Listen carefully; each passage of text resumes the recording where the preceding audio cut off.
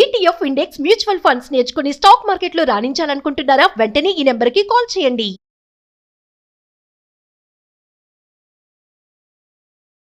గురుగారు నమస్కారం అండి. శుభమస్తు తల్లి. గురుగారు, ఇప్పుడు మనం ఎక్కువగా వింటూ ఉంటాం ప్రయోగాలు అంటే బ్లాక్ మ్యాజిక్ మీద కానీ లేదంటే ఇట్లా చేతబడులు అని అంటూ ఉంటారు రకరకాలుగా.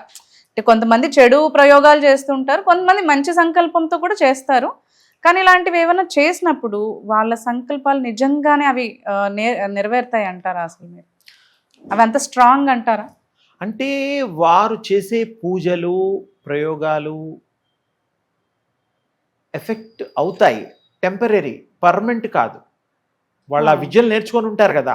అంటే చాలా మంది హెల్త్ క్రియేట్ చేసేస్తారు, హెల్త్ ఇష్యూస్ వచ్చి వాళ్ళ కొన్నిసార్లు వీలుంది. కానీ మనం తెలుసుకోవాల్సిన విషయం ఏమిటంటే ప్రయోగాలు ఎవరు చేసినా ఆ చేసే వాళ్ళకి మనస్సు కనుకుంటే ఒకరి చెడు కోరరు, డబ్బుకు ఆశపడి. డబ్బుల కోసమేగా చేసేది చాలా మంది ఇదే ఈర్షతోటో ఇదొక పెట్టుకున్నారు.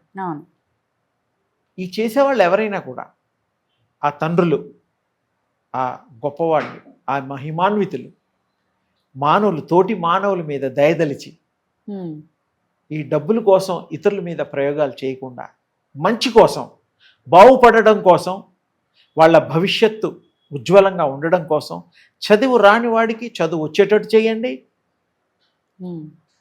తప్పు లేదు. కరెక్ట్. మంచి థాట్స్, వాళ్ళ గుణాల్ని పెంపొందించడానికి మీ ప్రయోగాలు చేయండి, అంటే మీ సంకల్పాలు. కరెక్ట్. తర్వాత ఏదైనా దోషాలు ఉంటే నివృత్తి చేయండి, చాలా సంతోషం. కొంతమందికి రకరకాల గ్రహ దోషాలు అవి ఇవి ఉంటాయి, అవన్నీ కూడా తీసేయడానికి ఇవి మంచిదే. అంత ఎఫెక్టివ్ గా పనిచేస్తాయి, చేసే వాళ్ళని బట్టి ఉంటుంది.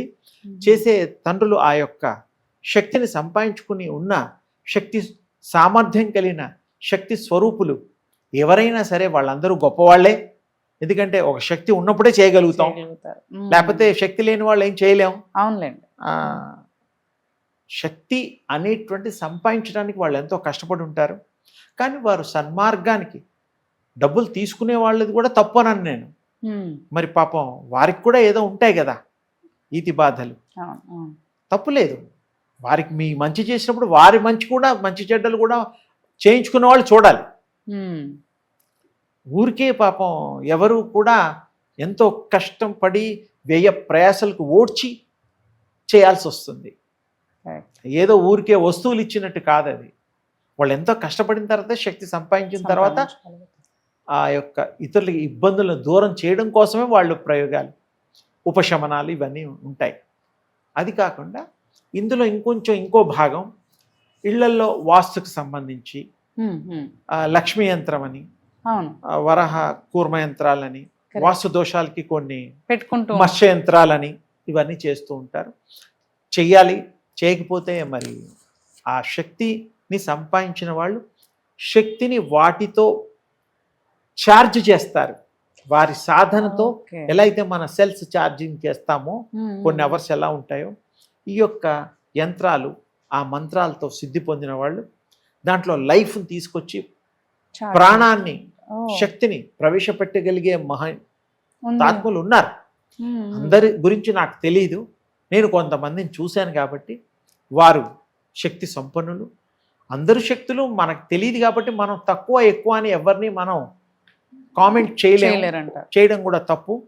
ఎవరి తోచిన శక్తి, ఆ భగవంతుడిచ్చిన శక్తి, ఉపయోగించే శక్తి, శక్తిమంతులకే ఆ శక్తి కలుగుతుంది. కాబట్టి ఇందులో ఏంటంటే చార్జ్ చేసేప్పుడు మత్స్య యంత్రం కానీ, అది కానీ, లక్ష్మీ యంత్రాలు, కుబేర యంత్రాలు ఉంటాయి. వాటికి ఇన్ని లక్షల జపధారాని అవి ఉంటాయి. అవన్నీ చేసిన తర్వాత ఇవి ఛార్జ్ అయిన తర్వాత అవి అప్పుడు పనిచేస్తాయి. అవి కూడా ఒక నిర్ణీత టైం వరకు వాళ్ళు తెలుస్తుంది ఎంత జపధార చేస్తే ఎన్ని సంవత్సరాల వరకు మీకు ఆ ఎఫెక్ట్ అనేది ఉంటుంది. వాళ్ళు చెప్తారు, చేసేవాళ్ళు చెప్తారు, వాళ్ళకి అది తెలుసు కాబట్టి. అందుకని అన్నిట్లో ఉన్నాయి. మంచికి ఉపయోగిద్దాం, మంచిని పంచుదాం, మంచిని హృదయాల్లో పెంచుదాం, సమాజాన్ని అభివృద్ధి పదంగా నడిపిద్దాం, తప్పులేదు. ఇందులో కూడా ముఖ్యోద్దేశం ఏంటంటే అమ్మ, భగవంతుడిని కూడా పూజ చేయడం వల్ల శక్తి మనకు కూడా పొందుతాం. అవును. మంచి థాట్తో పూజ చేస్తే భగవంతుడు మన ఆశీర్వదిస్తాడు. అవును. అందరికీ తెలిసిందే. వీటిలో కూడా ఏంటంటే ప్రయోగాలు కూడా అది మంచికి ఉపయోగిస్తే సర్వజనావళికి సుభిక్షం కోసం, దేశ సౌభాగ్యం కోసం, సంఘ సౌభాగ్యం కోసం ఉపయోగిస్తే వాళ్ళు కూడా మహా ఋషులు అవుతారు, దేవుళ్ళు అవుతారు. చేసేవాళ్ళు అందరూ చెయ్యొచ్చు, వచ్చిన వాళ్ళు విద్య అది మంచిగా ఉపయోగిద్దాం. ఈ యొక్క ఇంకో రకంగా ఉపయోగించకుండా చెడుకి కాకుండా మంచి మంచి చేయడానికి చేస్తే ఉపయోగిస్తే వాళ్ళు మంచిది దేవుళ్ళే అయిపోతారు. గుళ్ళల్లో ఉండే దేవుళ్ళ కంటే మీరు గొప్పవాళ్ళు తండ్రులు. Correct. ఈ తండ్రులు వాళ్ళకంటే గొప్పవాళ్ళు, మీకు చేసి చూపిస్తున్నారు కదా, అవును. సాక్ష్యం చూపిస్తున్నారు. అందుకని వాళ్ళకి ప్రణమిల్లాల్సిందే. వాళ్ళు గొప్పతనాన్ని మనం చేసే వాళ్ళ గొప్పతనాన్ని మనం ఒప్పుకోవాల్సిందే. ఉన్నారు తండ్రులు, చాలామంది తల్లులు కూడా ఉన్నారు చేసేవాళ్ళు. మరి అందరికీ అందరూ తెలియకపోవచ్చు. ఎవరన్నా పలానా వాళ్ళు ఉన్నారని 10 మందికి మంచి చేస్తే ఆ వాళ్ళు ప్రాముఖ్యంలోకి వస్తారు, ప్రఖ్యాతి గాంచుతారు. అవును. అంతకంటే ఏం లేదు. ఇవి ఉన్నాయి, బలులు కూడా ఉన్నాయి, ఇవి కూడా ఉన్నాయి, ప్రయోగాలు ఉన్నాయి.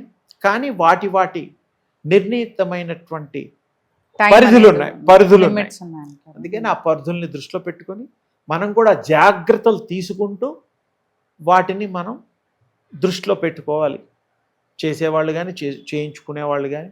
కానీ శక్తిమంతులు మాత్రమే చేయగలుగుతారు, శక్తిహీనులు చేయలేరు. అందుకని వాళ్ళందరికీ మంచి ఈ యొక్క శక్తి అనే ఆయుధంతో మంచిని మరి అభివృద్ధి చేయాలని వారిని కూడా కోరుతూ మీ అందరికీ సకల సౌభాగ్యాలు కలగాలంటూ ఆ యొక్క దివ్య శక్తి యొక్క అనుగ్రహం మీకు సర్వదా శతదా ఉండాలని నా ఆశీస్సు. ధన్యవాదాలు గురుగారు.